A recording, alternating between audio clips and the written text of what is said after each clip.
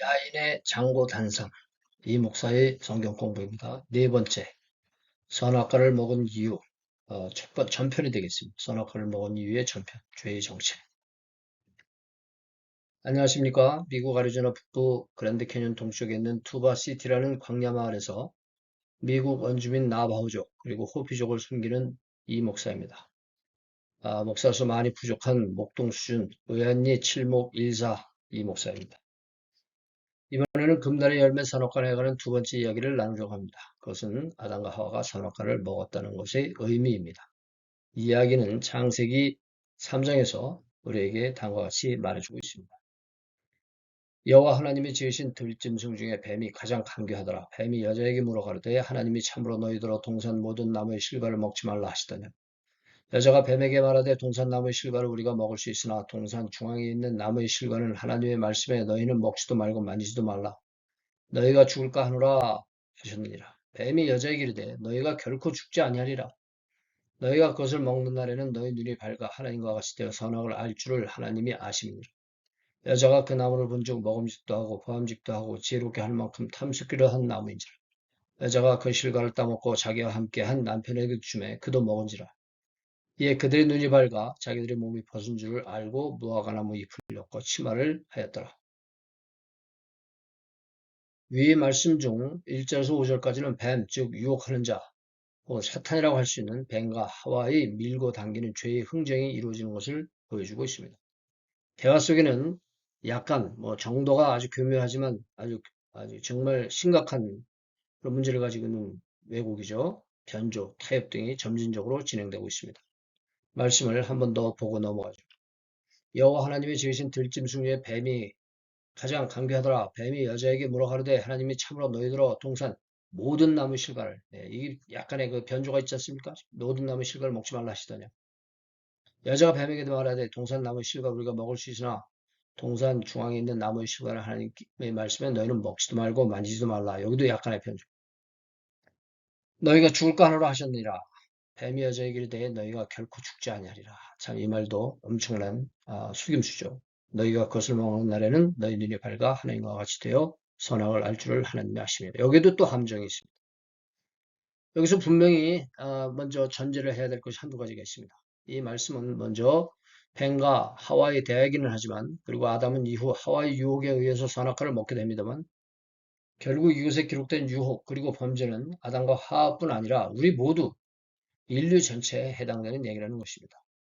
다시 말해 하와와 아담이 선악과를 먹지 않았다면 우리도 죄에 빠져들지 않았을 것이냐, 빠져들지 않았을 거 아니냐라고 생각할 수 있다 없다 없다는 것이죠. 아담과 하와가 먹었던 것처럼 결국 우리도 그 선악과를 먹은 당사자라는 것입니다. 그것은 아담과 하와의 죄의 본질을 생각해 보면 우리에게도 똑같은 죄의 욕망과 죄의 행위가 있었다는 것을 인정하지 않을 수 없기 때문이죠. 원죄라는 것은 덤터기를 썼다는 게 아니라 우리 인간의 본성에 그 반역의 성품이 있고 그 성품이 불순종의 행동으로 나타났다는 것입니다. 죄, 즉 하나님의 말씀을 거역하고자 하는 유혹은 교묘하게 우리의 마음을 파고듭니다.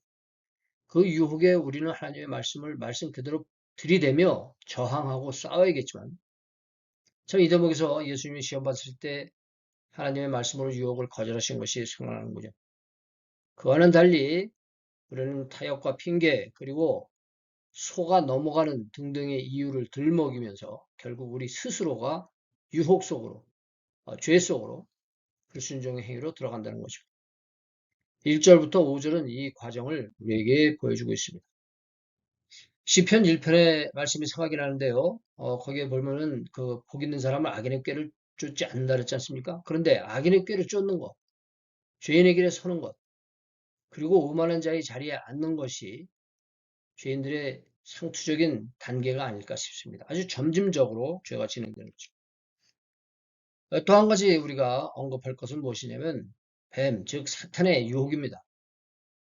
하와와 아담, 그리고 우리들은 사탄의 유혹에 넘어가 죄를 짓습니다. 그리고 하나님께서는 나중에 뱀을 벌하신 것처럼 사탄의 책임을 묻고 합당한 징계를 내리십니다. 그러나 우리는 사탄의 유혹을 핑계로 우리 죄를 정당화하거나 변명할 수는 없습니다. 우리의 죄는 나 자신을 위한다는 핑계로 우리 자신의 의지에 의해서 이루어지기 때문입니다. 죄의 유혹이 아무리 강하고 세상에서 일반화되고 여기저기 만연하다 하더라도 최종적으로 범죄를 결정하고 행하는 것은 우리 자신, 나 자신입니다. 사탄의 유혹에 대해서는 또 자세히 이야기할 기회가 있을 테니 여기까지만 하겠습니다. 우리가 주의를 기울여야 할 것은 우리가 어떤 과정을 거쳐 무엇이 동기가 되어 죄를 짓는가를 밝히고 그에 대해 경각심을 가짐으로써 악인의 길을 따르고 죄인에게 서고 오만한 자의 자리에 앉는 것을 피해야 한다는 것입니다. 그런 의미에서 6절의 말씀은 우리가 반드시 깊이 생각해 봐야 할 말씀이 아닌가 싶습니다. 6절 말씀을 나누기 위해서는 적잖은 시간과 노력 그리고 집중이 필요할 것 같아서 이 동영상은 여기서 마치고 다음 편에 이야기를 해야 될 것 같습니다. 어차피 7절 말씀은 선악과를 먹고 난 후에 벌어진 일이기 때문에 또 다른 편에서 취급하게 될 테니 다음에는 6절의 말씀의 의미를 따로 생각해 보려고 합니다. 알려드린 말씀 참고해 주시고요. 그리고 많이 부족한 영상이지만 기꺼이 너그럽게 가까운 가족이나 이웃들에게 추천해 주시면 대단히 감사하겠습니다.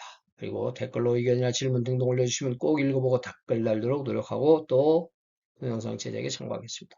다음에 또 뵐 때까지 성령 안에서 의와 평강과 희락의 귀 가정에 충만하시기 바라고 저는 이만 여기서 꺼내 또 뵙겠습니다.